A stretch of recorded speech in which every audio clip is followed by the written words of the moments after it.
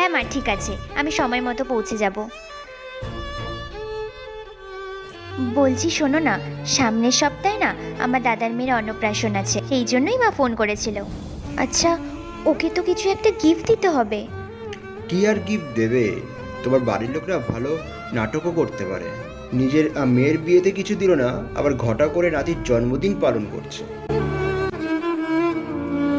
শোনো না, বলছি মা বাড়ি থেকে আচার বানিয়ে পাঠিয়েছে, তুমি একটু খেয়ে যাও না, তোমার ভালো লাগবে। না না, এসব খাবার একদম আমাকে দেবে না। তেল ভাসছে এসব খাবার। আর নিজে খেলে খাও, না তো অন্য কাউকে দিয়ে দাও। আচ্ছা, ঠিক আছে। বলছি শোনো না, আমি ভাবছি আমি আবার চাকরিতে জয়েন করব। আসলে ফ্যামিলিতে না একটু প্রবলেম চলছে, মা বলছিল। মাকে যদি একটু ফাইন্যান্সিয়াল সাপোর্ট করতে পারতাম তাহলে খুব ভালো হতো।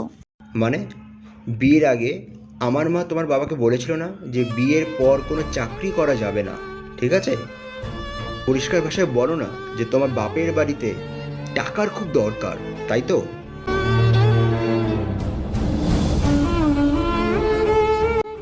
আচ্ছা শুভ, তুমি বলছিলে না তুমি গাড়ি কিনবে, গাড়িটা আমরা কবে নিচ্ছি?